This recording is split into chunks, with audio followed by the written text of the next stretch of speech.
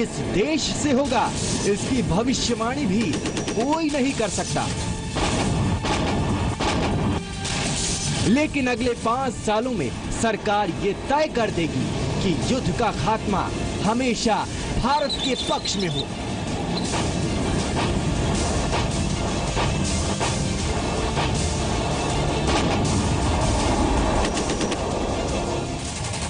Surgical strike के बाद से अब तक सेना के लिए हजारों करोड़ का बारूद खरीदा गया है। सरकार ने पहली बार 40 दिन की लड़ाई के लिए तैयारी शुरू कर दी है। ये 40 दिन की लड़ाई क्या है, इसका फॉर्मूला कैसे बनाया गया है, आपको आगे दिखाएंगे। लेकिन इतना जान लीजिए कि हथियार और जरूरी गोला बारूद खरीदने के लिए सेना की इमरजेंसी पावर बढ़ गई है।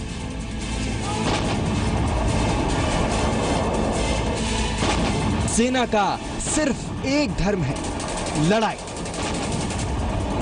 और इसी काम के लिए देश के दुश्मनों के खिलाफ सरहद पर हमेशा जवान तैनात होते हैं। सेना के नए प्लान के मुताबिक 5 साल में हमारी सेना परम वीर बन जाएगी।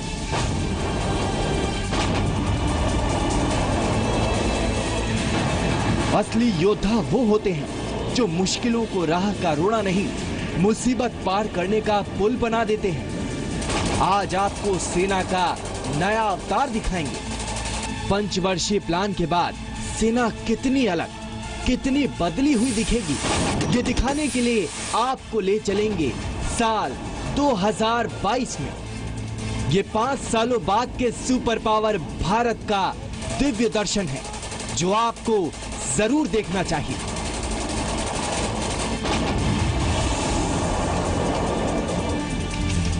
थल सेना, वायु सेना और नौसेना, इन 3 सेनाओं का सिर्फ एक लक्ष्य है, भारत को दुनिया का सुल्तान बनाना।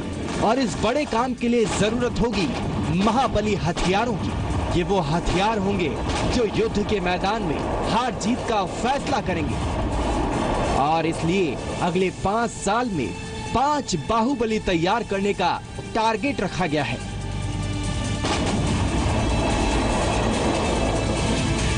ये दुश्मन की बत्ती गुल करने वाला प्लान है, जो एक बार पूरा हो गया तो कश्मीर के अंदर पाकिस्तान और सिक्किम सीमा पर चीन की चालबाजी पर एक साथ लगाम लग जाएगी। इसके बाद न तो घाटी में एनकाउंटर की जरूरत होगी और न ही सरहद पर रोज गोले गिरेंगे।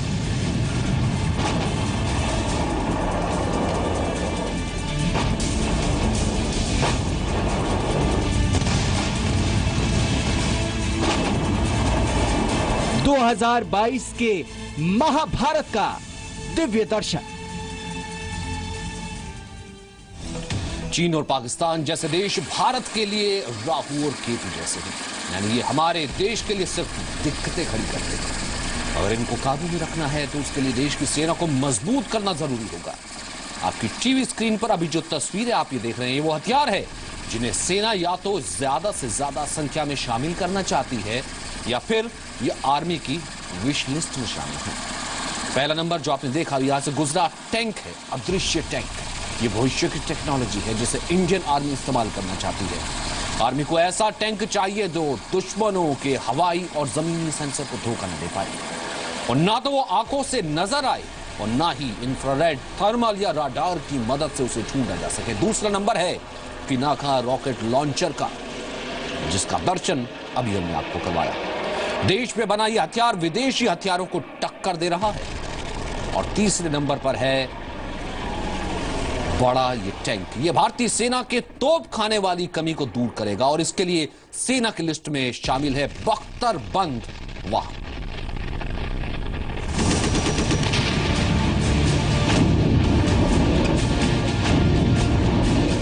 दुश्मनों को हराने की गारंटी देने वाले हथियार कौन कौन से हैं? क्या यह हथियार भारतीय सेना के पास हैं? अगर नहीं तो इसका क्या उपाय ढूंढा जा रहा है?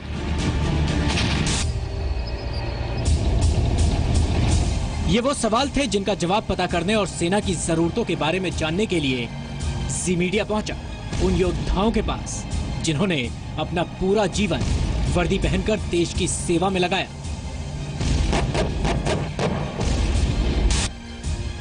हमने 2 रक्षा विशेषज्ञ retired major general Bishambar Dayal और मेजर जनरल पीके सहगल से बात की। आर्मी के अंदर जो हमारी इवन इन्फेंट्री के जो वेपन सिस्टम्स हैं, आधुनिक राइफल है, आधुनिक कार्बाइन है, आधुनिक लाइट मशीन गन है, उसकी हमें सख्त आवश्यकता है। दोनों योद्धाओं ने 3 दशकों से भी ज्यादा वक्त सेना में बिताया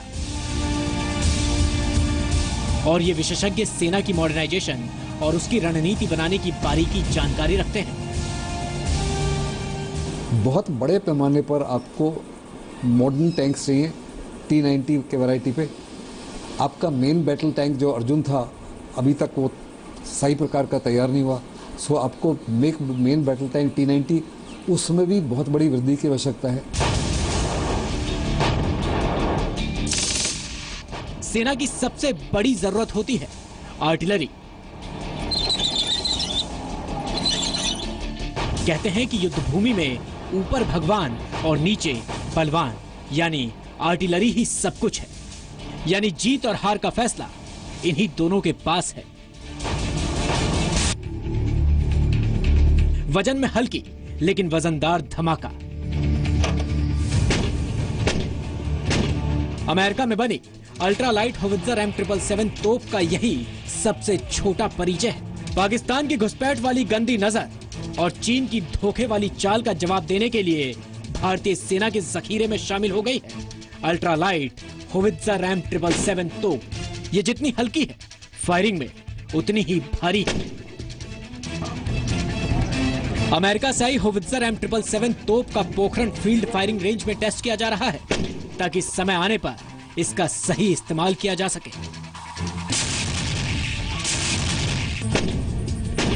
अल्ट्रालाइट होवित्जर M777 तोप भले ही अमेरिका में बनी हो, लेकिन इसमें गोला बारूद भारत का ही इस्तेमाल होगा। अमेरिकी कंपनी BAE सिस्टम और भारतीय आर्टिलरी रेंज के अधिकारी मिलकर यह फायरिंग रेंज टेबल तैयार कर रहे हैं। फिलहाल ये फायरिंग सितंबर महीने तक चलती रहेगी। ये तोप हाई और लो एलिवेशन पर फायर कर सकती है, यानी दुश्मन ऊंचे पहाड़ पर हो या फिर सामने, उसका नष्ट होना तय है। होवित्जर तोप को बनाने में टाइटेनियम का इस्तेमाल किया गया है और इसकी बैरल स्टील से बनी है। वजन में हल्की होने की वजह से इसे भारतीय वायुसेना के Mi-17 हेलीकॉप्टर से लटकाकर युद्ध क्षेत्र में आसानी से ले जाया जा सकता है। भारत ने अमेरिका से कुल 145 होवित्जर तोपों की डील साइन की है और इनमें से 2 तोपें भारत आ चुकी हैं। भारतीय सेना की यह जरूरत पूरी होती नजर आ रही है, लेकिन इसके अलावा और ऐसे प्रोजेक्ट हैं जिस पर काम किया जाना बाकी है। जो वॉर वेस्टेज रेट्स होते हैं, अगर कल लड़ाई हो जाती है तो आपके पास इंटेंस लड़ाई के लिए कम से कम 45 दिन का हर सामान होना चाहिए। टैंक्स होने चाहिए, तोपें होने चाहिए, बख्तरबंद गाड़ियाँ होनी चाहिए, हवाई जहाज होने चाहिए, हेलीकॉप्टर होने चाहिए, हर एक के रिजर्व होने चाहिए। ये 45 दिन में से 30 दिन इंटेंस मतलब बड़ी तकड़ी लड़ाई के लिए और 15 दिन नॉर्मल, ये घट के केवल 2 या 3 दिन के लिए रहेगा।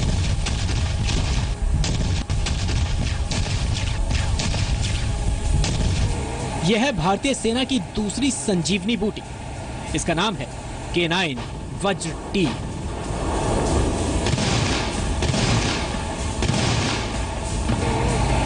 देखने में यह आपको बोफोर्स तोप और T90 भीष्म टैंक को मिलाकर बनी वॉर मशीन लग रही होगी, लेकिन बैटलफील्ड में इसका काम दोनों से कहीं आगे है। कोरियन टेक्नोलॉजी से बनी K9 वज्र T ट्रैक वाली 155 मिलीमीटर की सेल्फ प्रोपेल्ड होवित्जर है, यानी ये बोफोर्स की तरह 155 मिलीमीटर के गोले फेंकती है, तो टैंक की तरह इसमें ट्रैक भी लगे हुए हैं जो इसे आसानी से एक जगह से दूसरी जगह ले जा सकते हैं। आज की जो खामियां हैं, जो कमजोरियां हैं आपके पास, जैसे हमारे पास आर्मी के अंदर स्मर्च हमने एक लॉन्ग रेंज सिस्टम ले रखा, 90 किलोमीटर के अबव फायर करता है, लेकिन उसका एमुनिशन बिल्कुल कम है। हमारे पास T90 मॉडर्न टैंक है, उसका एमुनिशन कम है। बोफोर्स जैसे तोपखाने को एक जगह से दूसरी जगह पर ले जाने की मुश्किल होती है, लेकिन K9 वज्र बिना किसी देरी के एक जगह से दूसरी जगह पर जा सकता है। इनकी स्पीड इतनी ज्यादा है कि मैन बैटल टैंक जैसे T-90 भीष्म के साथ भी रणभूमि में दौड़ सकते हैं। बोफोर्स को चलाने वाले तोपची खुले में दुश्मनों के निशाने पर होते हैं, जबकि K9 वज्र के गनर और ड्राइवर बख्तरबंद कवच के भीतर सुरक्षित रहते हैं। वज्र शूट एंड स्कूट यानी हमला करो और भागो के सिद्धांत पर काम करता है, ताकि खुद का नुकसान ना हो और दुश्मनों को ज्यादा से ज्यादा चोट पहुंचाई जाए। इस समय देश में 1200 गन्स की कमी है, कई प्रकार की गन्स की, खास करके वो मीडियम गन्स, बोथ जो नॉर्मल ट्रांसपोर्ट से चलती हैं और जो एसपी सेल प्रोफाइल जो टैंक्स के साथ में ट्रैक्स के ऊपर चलती है, इनकी बहुत बड़े पैमाने पर कमी है। इन कमियों को पूरा किया जा रहा है। आपने जो बोफोर्स गन है, उसी माफिक की गन अभी हिंदुस्तान में बनाई है, जो बोफोर्स से भी बहुत बेहतर है। K9 वज्र T दक्षिण कोरिया में इस्तेमाल होने वाली हॉवित्जर K9 थंडर का अपग्रेडेड वर्जन है और ऐसी 1000 से ज्यादा तोप कोरिया और यूरोप के कई देशों में इस्तेमाल की जा रही है। वज्र के लिए सौदा 4500 करोड़ रुपए में 100 तोपों के लिए किया गया है। ज्वाइंट वेंचर बनाकर कोरिया की कंपनी से तकनीकी सहयोग लिया गया है, लेकिन क्या इतने से ही भारतीय सेना की तोपखाने की कमी पूरी हो जाएगी? सुनिए क्या कहते हैं विशेषज्ञ। हमारी आर्टिलरी की जो डेफिशिएंसीज हैं वो आज भी हम बोफोर्स पे डिपेंडेंट हैं। कुछ गन आने की उम्मीद है अब, लेकिन उनमें भी टाइम लगेगा। तो मैं समझता हूं अगले 5-10 साल में ये जो आर्टिलरी गन्स हैं, जो एयर डिफेंस सिस्टम्स हैं, जो इन्फेंट्री मॉडर्नाइजेशन है, मैं समझता हूं उसके अंदर जो एक बहुत बड़ी हमारी मुहिम होनी चाहिए।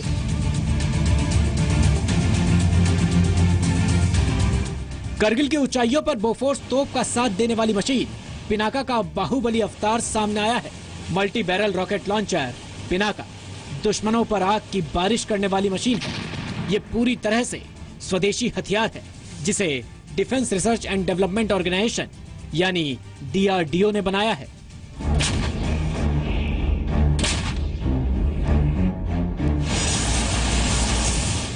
पहाड़ी इलाकों में युद्ध के मोर्चे पर जब छिपे दुश्मनों पर वार करने की जरूरत हो तो पिनाका काम आता है।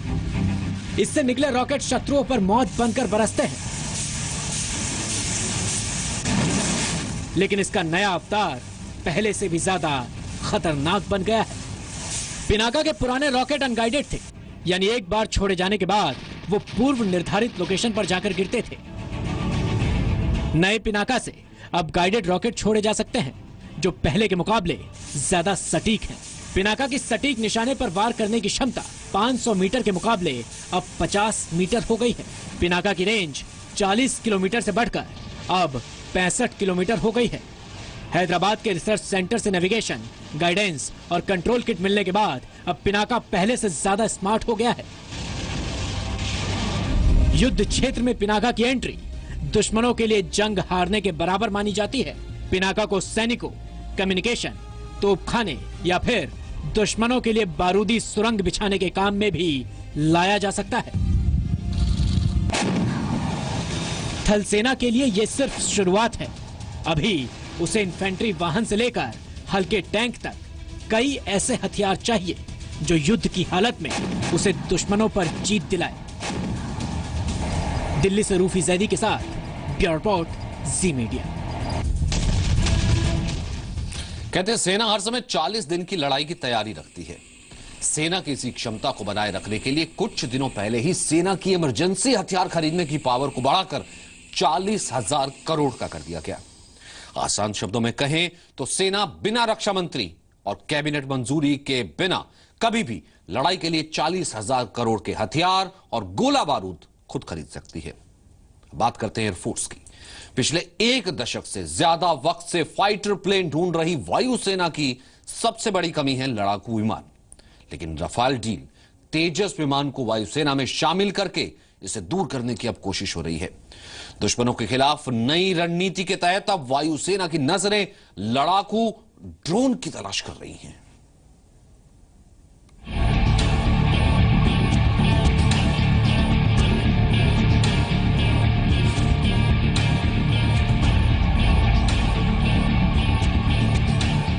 MMRCA यानी medium multi role combat aircraft भारतीय वायुसेना के लिए ऐसे विमान की जरूरत 90 के दशक के आखिर में महसूस हुई।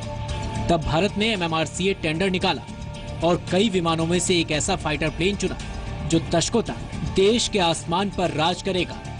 आपको एक light aircraft, light fighter aircraft की बहुत आवश्यकता है, क्योंकि आपके एयरक्राफ्ट पुराने हो चुके हैं। जो करंट होल्डिंग है वो लगभग 32 स्क्वाड्रन है, सो 10 स्क्वाड्रन हवाई जहाज कम है।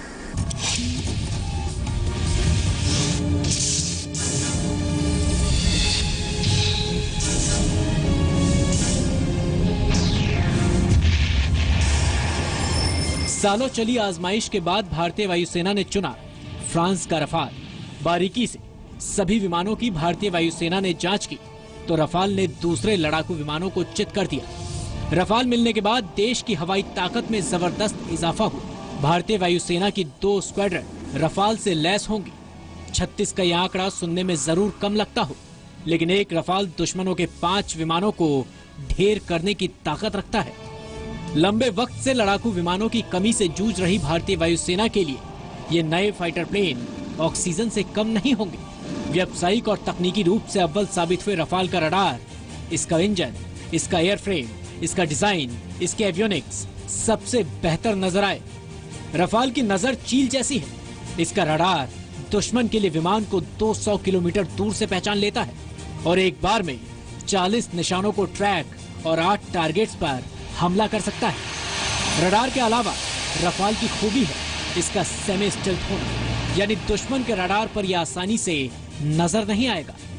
वायुसेना को मालूम है कि रफाल मिलने के बाद देश की हवाई ताकत में कितना इजाफा होगा। ये दक्षिण एशिया में एयर वॉरफेयर के मायने बदल देगा। लेकिन वायुसेना के मॉडर्नाइजेशन प्लान को सही अंजाम तक पहुंचाने के रास्ते में ये सिर्फ शुरुआत भर है कि रफाल जैसी और डील करने की जरूरत है।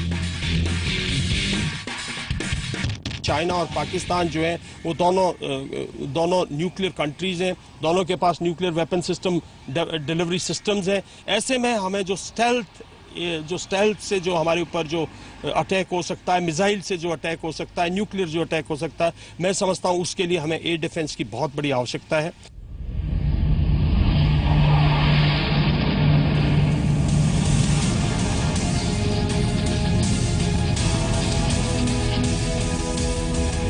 वायुसेना के सामने चैलेंज ये भी है कि वो ऐसे लड़ाकू विमान को अपने बेड़े में शामिल करें जो भविष्य का योद्धा हो और दुश्मनों के लिए टर्मिनेटर साबित हो।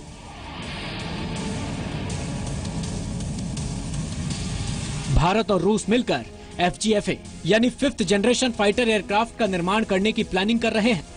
FGFA यानी अगली पीढ़ी के इस लड़ाकू विमान का नाम है सुखोई T-50। इसे पाक FA के नाम से भी जाना जाता है।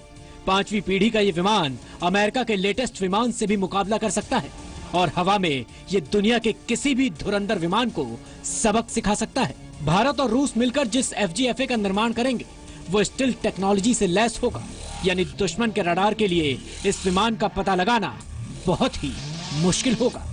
बताया जा रहा है कि दुश्मनों के रडार पर यह विमान टेनिस की छोटी बॉल के आकार का नजर आएगा। रडार को धोखा देने वाली इसी खूबी की वजह से FGFA को दुश्मन आसानी से निशाना नहीं बना पाएगा।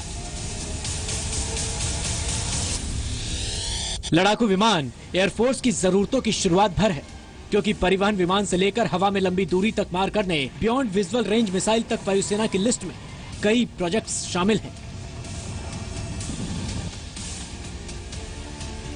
एयरफोर्स को अपने मॉडर्न एयरक्राफ्ट से लैस करना है, जैसे कि 5th जनरेशन फाइटर एयरक्राफ्ट है, जैसे कि आपका राफेल है। फिर आपके पास 200 हवाई जहाज़ों की कमी है जो मीडियम वेट में है, मीडियम रेंज कैपेबिलिटी में।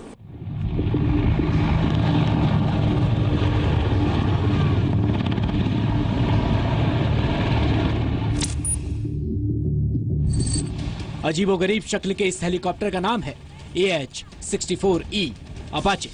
ये वो हवाई फौलाद है जो अपने दुश्मन को पलक झपकते ही तबाह कर देता है और बहुत जल्द अब ये लड़ाकू हेलीकॉप्टर भारतीय वायुसेना की ताकत बढ़ाएंगे।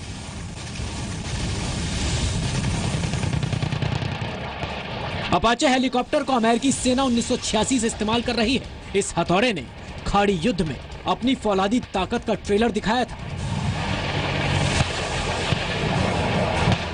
अपाचे को आमने सामने की लड़ाई का बेजोड़ योद्धा माना जाता है। अपाचे हेलीकॉप्टर रात और दिन के अलावा खराब मौसम में भी दुश्मन सेना पर टूट पड़ने के काबिल है।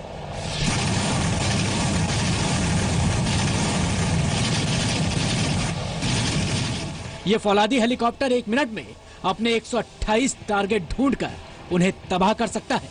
अपाचे हेलीकॉप्टर में हवा से हवा में मार करने वाली मिसाइलें हैं।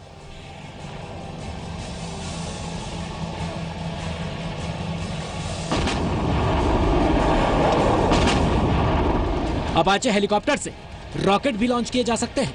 इसे दुनिया का सबसे खूंखार हेलीकॉप्टर माना जाता है और अब ये फौलाद जल्द ही भारत की सुरक्षा में तैनात होने वाला है।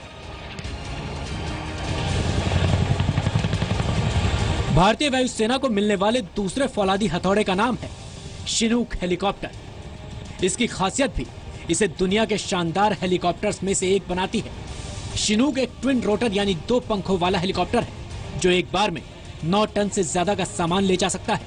ये हेलीकॉप्टर मुख्य रूप से सेना और हथियारों को एक जगह से दूसरी जगह ले जाने और रेस्क्यू ऑपरेशन में काम आता है। इतना ही नहीं, ये हेलीकॉप्टर भारी मशीन, आर्टिलरी गन के साथ साथ पहाड़ी इलाकों में हथियारों से लैस गाड़ियों को भी एक जगह से दूसरी जगह ले जा सकता है। भारत ने नई M777 होवित्जर तोप खरीदी है। शिनूक हेलीकॉप्टर में लटकाकर पहाड़ी इलाकों में ले जाया जा सकता है। ऊंचाई वाली जगहों पर जवानों को पहुंचाने के लिए काफी कारगर है। अमेरिका से खरीदे जा रहे इन हेलीकॉप्टर से एयरफोर्स के अटैक और लिफ्ट करने की क्षमता तेजी से बढ़ेगी। लेकिन क्या भारत की विशाल सेना के लिए इतने हथियार काफी हैं? कोर टेक्नोलॉजी देने में दुनिया के हर कंट्री जो है वो अपना टाइम लेती है। तो हमारा जो प्रोग्राम है, हमारा क्लियर हेडेड प्रोग्राम होना चाहिए। ये जैसे अभी हमने 36 राफेल फाइटर्स लिए, ये हमारी कम से कम भी आज के दिन 200 डेफिशिएंसीज के अगेंस्ट 36 की क्या कीमत है। सीमा के पार बैठे देश के दुश्मन हो या फिर आतंकवादियों की फैक्ट्री, भारत के दुश्मनों के लिए मजबूत एयरफोर्स से बुरी खबर शायद ही कोई हो। भारत के करिश्मे ने दुनिया की बड़ी सैन्य ताकतों के होश उड़ा दिए हैं और जरूरत पड़ने पर भारत, चीन और पाकिस्तान जैसे दुश्मनों पर इतनी तेज रफ्तार से हवाई हमला करने में सक्षम होगा कि दुश्मनों को बचने का मौका तक नहीं मिलेगा। एयरफोर्स की ताकत की वजह से पाकिस्तान को भी अगला सर्जिकल अटैक हवा से होने का डर है। दिल्ली से रूफी जैदी के साथ ब्यूरो रिपोर्ट, सी मीडिया। हमने 2022 तक के यानी कि 5 साल के आपको दिव्य दर्शन करा दिए हैं, तो सेना ऐसी बाहुबली हो जाएगी कि कोई आंख उठा करके देख नहीं पाएगा। एक छोटे से ब्रेक के लिए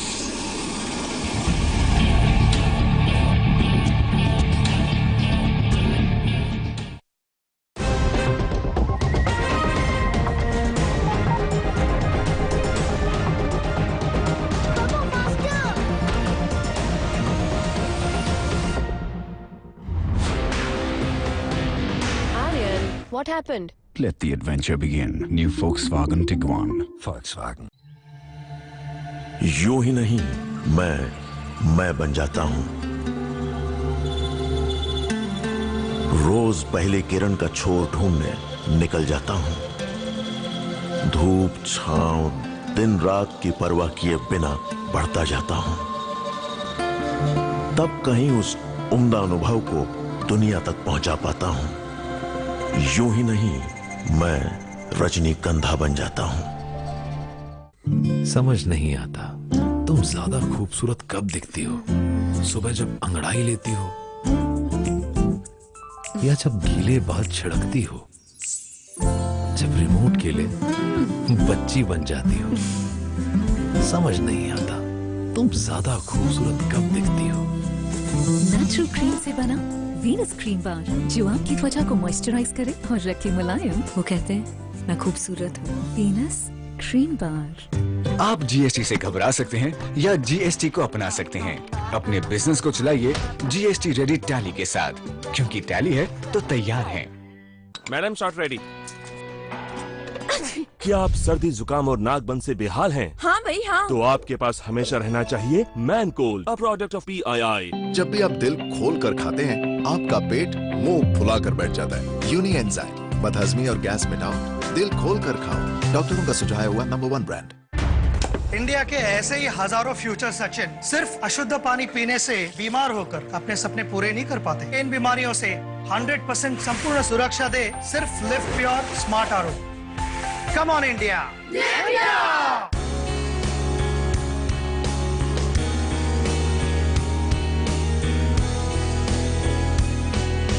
खिली खिली धूप से, खुशियों के रूप से, आंखों में पाले हैं, दिल में संभाले हैं। देश भर में लोग सुनहरे सपने देख रहे हैं और इन सपनों को संवारे Birla gold cement. Birla gold, build with gold. Hello mister और मिसेस शर्मा।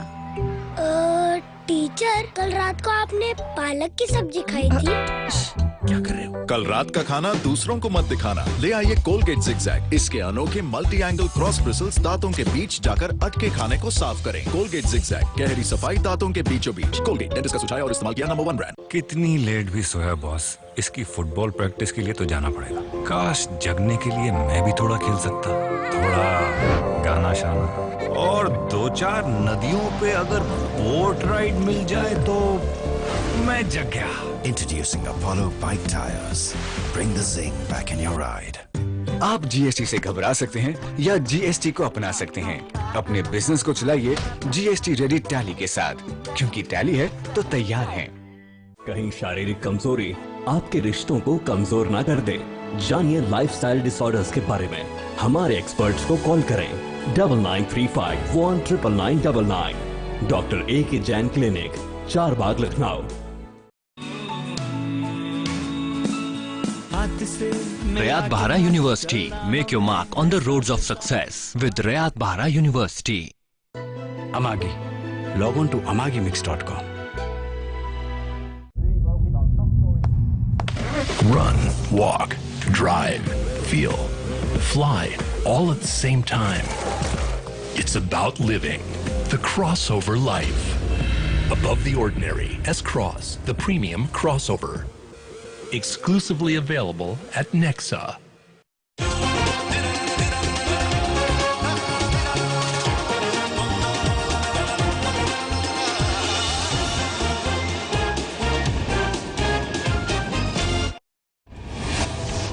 जम्मू कश्मीर के रामबन में अमरनाथ यात्रियों को ले जा रही बस खाई में गिरी। 17 यात्रियों की मौत, 27 घायल। पीएम ने मृतकों के परिजनों को 2 लाख मुआवजा देने का ऐलान किया।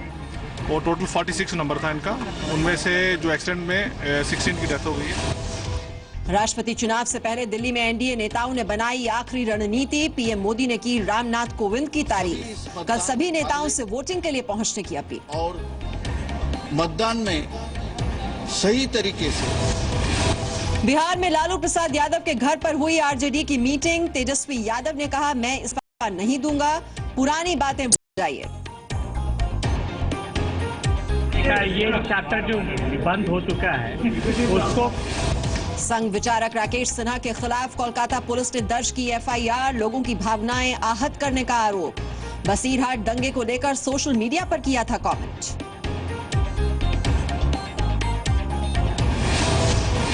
बाढ़ से बेहाल ओडिशा का काला हांडी और रायगढ़। भारी बारिश के बाद नदियां उफान पर। सेना के जवान राहत और बचाव के काम में जुटे। सीएम नवीन पटनायक ने ली बैठक।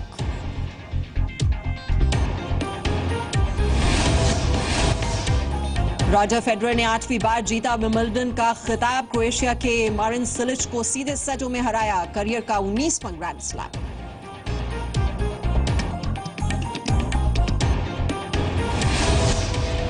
प्रस्तुतकर्ता पतंजलि के शुद्ध फ्रूट जूस। प्यास बुझाए, एनर्जी बढ़ाए। प्रायोजक एमडीएच देगी मिर्च, यूबी फेयर क्रीम, रूप मंत्रा आयुर्वेदिक फेस क्रीम और एमपी बिरला सीमेंट।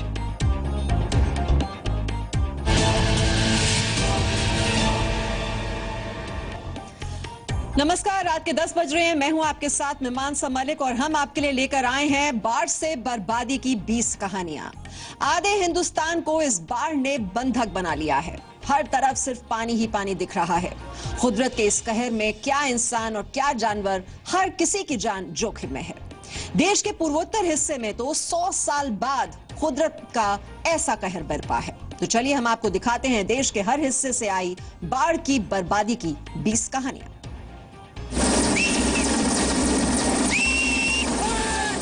ये तस्वीर है गुजरात के सुरेंद्र नगर जिले की। यहाँ से नटवरगढ़ में बाढ़ के पानी में घिरे लोगों की मदद के लिए वायुसेना के जवान फरिश्ते बनकर पहुँचे। वायुसेना के हेलीकॉप्टर ने 3 लोगों को हेलीकॉप्टर की मदद से बचा लिया। दरअसल गुजरात के कई जिले इन दिनों भारी बारिश की चपेट में हैं। बारिश की वजह से कम 9 लोगों की मौत हो चुकी है, जबकि 400 से ज्यादा लोगों को एनडीआरएफ और वायुसेना की टीम ने रेस्क्यू किया है। पिछले 2 दिनों की बारिश के कारण नदियां उफान पर है। बाढ़ का सबसे ज्यादा असर सौराष्ट्र और कच्छ पर पड़ा है। लोगों के लिए मुश्किल अभी खत्म नहीं हुई है, क्योंकि मौसम विभाग ने अभी 2 और दिन तक भारी बारिश की चेतावनी जारी की है। गुजरात के जामनगर में बारिश लोगों के लिए मुसीबत बनी हुई है। 2 दिनों की मूसलाधार बारिश की वजह से जगह जगह सड़कों पर पानी आ गया है। इंसान की कौन बात करे, भगवान भी पानी के प्रकोप से बचे नहीं हैं। अगर थोड़ी और बारिश हुई तो पूरा मंदिर पानी में समा जाएगा। यही हाल पुलों का भी है। इसकी वजह से लोगों के आने जाने पर भी असर पड़ा है। रविवार सुबह 8 बजे तक जामनगर के जोड़िया में 259 मिलीमीटर बारिश दर्ज की गई है। राजकोट में भारी बारिश की वजह से सड़क स्विमिंग पूल में तब्दील हो गई। पहले तो बच्चों ने इस बारिश का मजा उठाया, लेकिन जल्द ही बारिश लोगों के लिए मुसीबत बन गई। पूरा शहर अस्त व्यस्त हो गया। नदियों का पानी उफान पर है। जिले के 10 से ज्यादा बांधों में पानी खतरे के निशान के पास है। बारिश की वजह से जिला प्रशासन ने अगले आदेश तक स्कूल कॉलेज बंद करने का आदेश जारी किया है। नगर निगम ने लोगों से अपील की है, जब तक बेहद जरूरी ना हो अपने घरों से बाहर ना निकलें। लगातार हो रही बारिश से गुजरात के खेड़ा में भी हालात बेहद खराब हो रही हैं। वहाँ तेज बारिश से जगह जगह सड़कों पर पानी भर गया है। पानी लोगों के घरों में भी घुस रहा है। लोगों को खासी दिक्कतों का सामना करना पड़ रहा है। गुजरात सरकार ने बाढ़ में फंसे लोगों की मदद के लिए हेल्पलाइन नंबर 1077 जारी किया है। गुजरात के मोरबी में बारिश और बाढ़ ने हालात बिगाड़े हैं। मोरबी के टंकारा में शनिवार को बादल फटा। साथ ही टंकारा में सिर्फ 5 घंटों में 14 इंच बारिश हुई।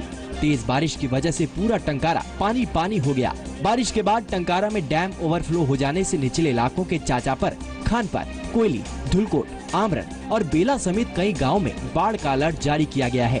प्रशासन ने 1400 लोगों को सुरक्षित जगहों पर पहुँचाया है।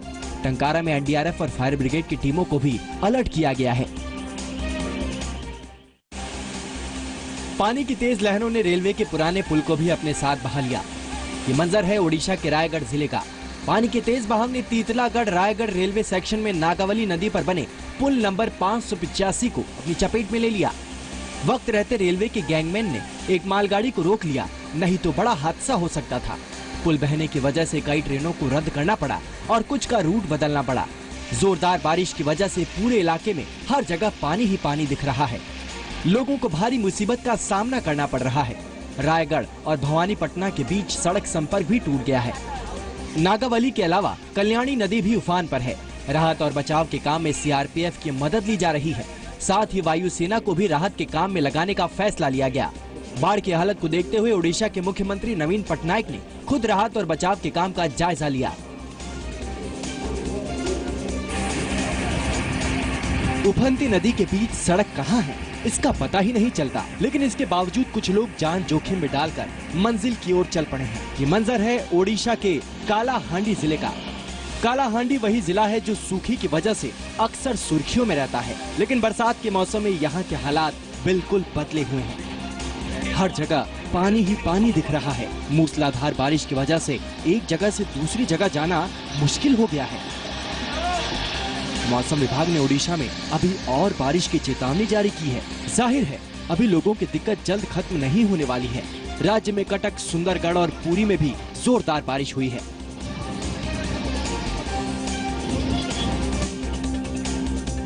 देश के पूर्वोत्तर राज्यों में बाढ़ से भारी तबाही की तस्वीरें सामने आ रही है। पूर्वोत्तर राज्यों में बाढ़ की वजह से पिछले 100 साल में इतना नुकसान पहले कभी नहीं हुआ। असम में बाढ़ के कहर की वजह से अब तक 50 से ज्यादा लोगों की जान जा चुकी है। राज्य के गोलाघाट, लखीमपुर और नागौन सबसे ज्यादा प्रभावित हैं। असम में बाढ़ के बाद कई इलाकों में स्कूल कॉलेज बंद कर दिए गए हैं। बिजली की सप्लाई पर भी असर पड़ा है। कुदरत की मार से राज्य के 17 लाख लोग प्रभावित हैं। असम के 26 जिले बाढ़ की चपेट में हैं। पानी से घिरे हुए हैं असम के 2240 गाँव। असम में बाढ़ से करीब 15 लाख लोग प्रभावित हुए हैं। 1.5 लाख लोग बेघर हो चुके हैं। राज्य में कई हेक्टेयर में फैली फसल तबाह हो चुकी है। असम सरकार और एनडीआरएफ की टीम राहत बचाव के काम में जुटी हुई है। अरुणाचल प्रदेश और मणिपुर में भी बाढ़ से लोग बेहाल हैं। स्टेट डिजास्टर मैनेजमेंट ने हर संभव मदद का भरोसा दिया है। जरूरी सामान और खाना बाढ़ ग्रसित लोगों को मुहैया कराया जा रहा है। नागालैंड की राजधानी कोहिमा में भारी बारिश के बाद लैंडस्लाइड से लोग जूझ रहे हैं। देखिए कैसे ये बस लैंडस्लाइड की चपेट में आ गई। रास्ते को क्रेन की मदद से खाली कराया जा रहा है।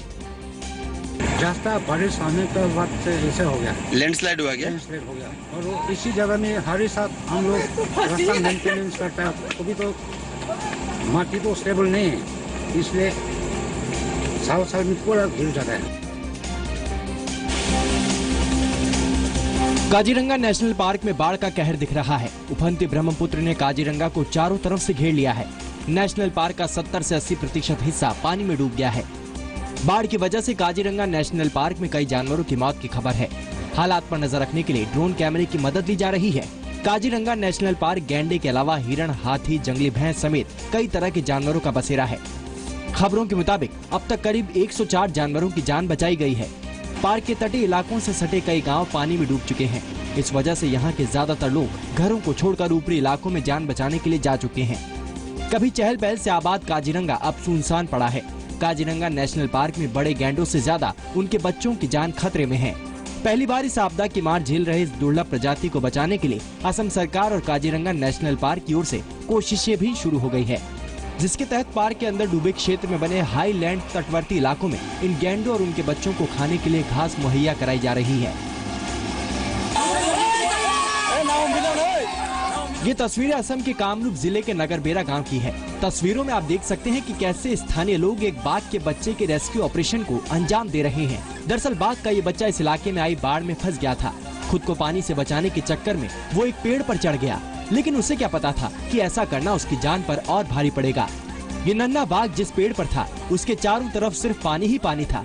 स्थानीय लोगों की नजर पेड़ पर चढ़े इस नन्हे बाघ पर पड़ी और फिर शुरू हुई इसे बचाने की कवायद। अपनी जान को जोखिम में डालकर लोग बाढ़ के पानी में उतर गए और फिर इन्होंने नन्हे बाघ को पेड़ से सुरक्षित उतार लिया।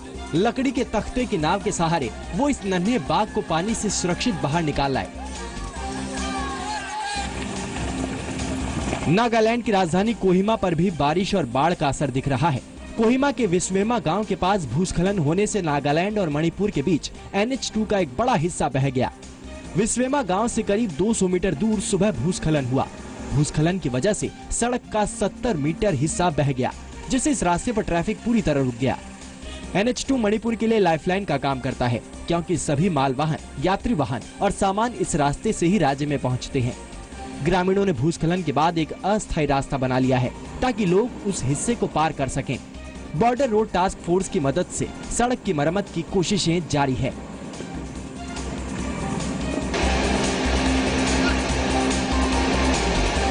जम्मू कश्मीर के उधमपुर में बारिश और बाढ़ ने गांव वालों की मुश्किलें और बढ़ा दी हैं।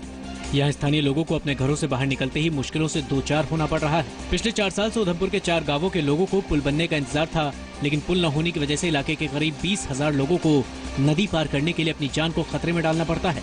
पुल के बिना इस इलाके में बच्चों को स्कूल जाने के लिए भी रोज मशक्कत करनी पड़ती है।